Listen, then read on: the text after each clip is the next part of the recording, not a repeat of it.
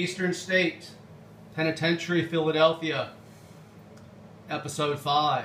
We left off with this plaque honoring the convicts who had served in the First World War. And as we mentioned last episode, they are listed not by name, but by their prison number.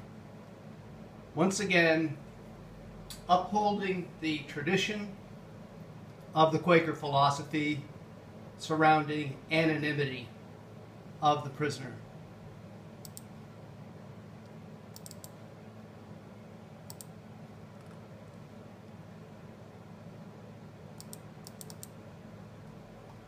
Now, things continue to get interesting here at Eastern State. This photograph documents prisoners playing baseball. Sports is very important to the prison culture. The baseball season was 72 games. They had printed up sports pages with stats and standings and so on and so forth. This was very competitive. And given the confines of the prison yard, from home plate to the wall, 230 feet, with a 30-foot wall. Home run derby. The volume of home runs being smacked out of this place is documented in the caption here. Imagine that, more than 4,300 baseballs were hit out of the park in 1934 alone.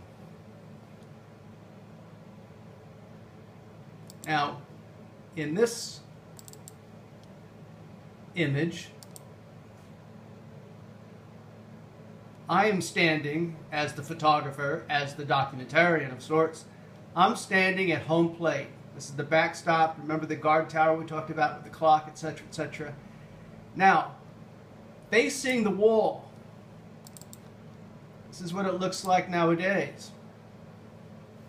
230 feet with a 30-foot high wall, and they even added some fencing here to keep the balls from flying out. Well, it didn't help a lot. There were a lot of home runs. And during this time, the 1960s, the officers, the guards, noticed there was a lot more contraband in the institution by way of controlled substances, drugs, for example. And this is really an amusing anecdote that describes the prison life, the prison culture as it interacts with baseball, a very wholesome sport in the U.S. and elsewhere.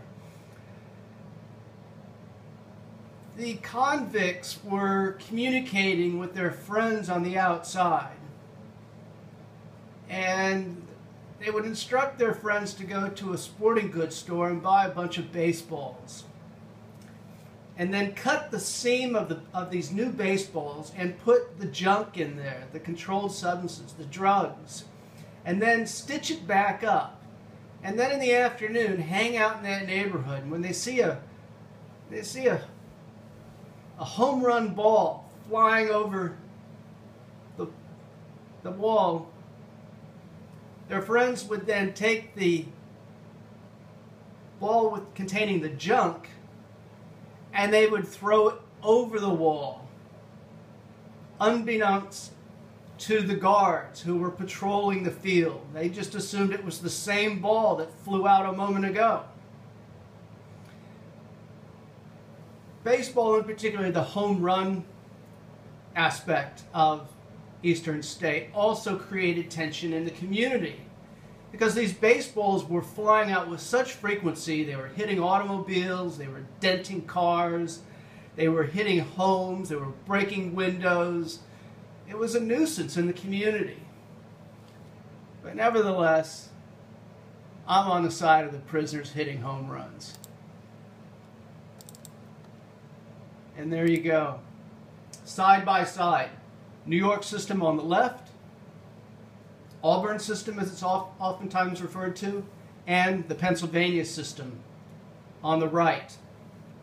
On the left, New York, prisoners are kept together, though in silence, working, marching, carrying out militaristic drills, and in Eastern State, solitary confinement, until the turn of the century when they abandoned that isolation system. And here we have the ruins of the cell, the skylight, providing an additional religious, quasi-moral feature to the interior of heavens from above, providing natural light into the tomb of the confined.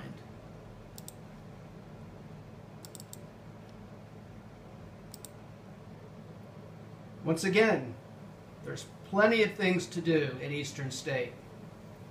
A lot of exploration, self-exploration in terms of one's curiosity taking hold and allowing the imagination to explore this institution is very much part of the phenomenon of penal tourism.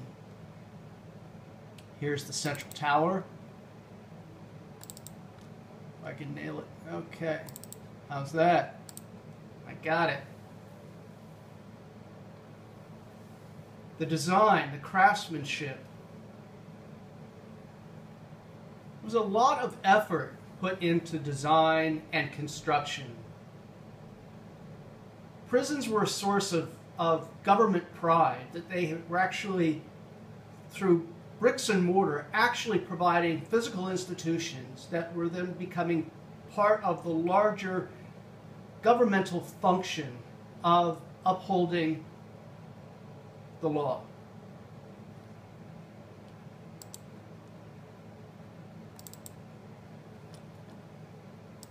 This was a temporary exhibit a number of years ago.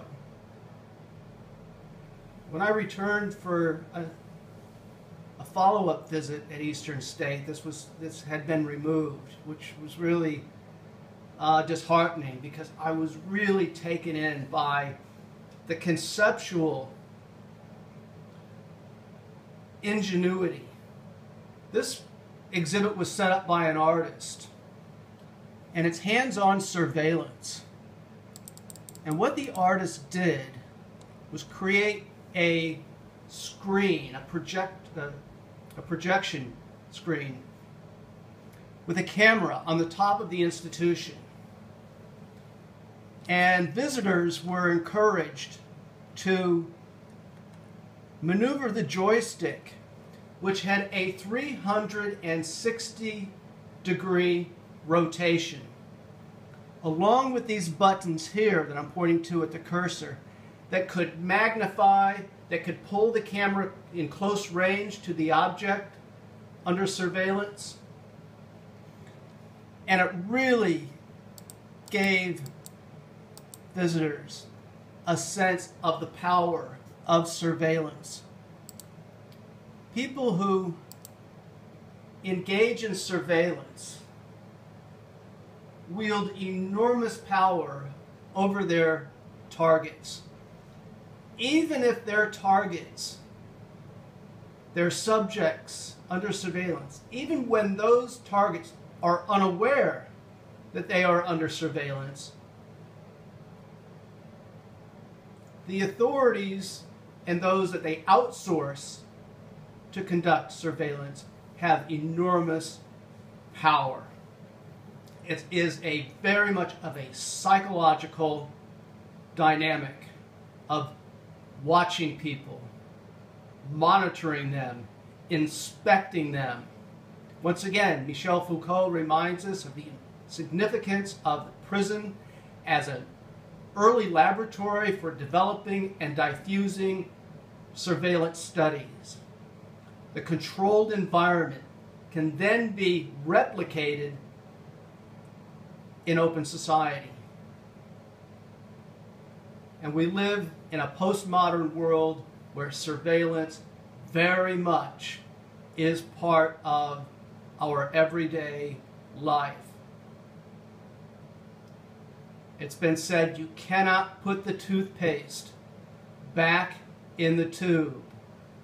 These mechanisms and devices for surveillance through technology are the diffusion of social control.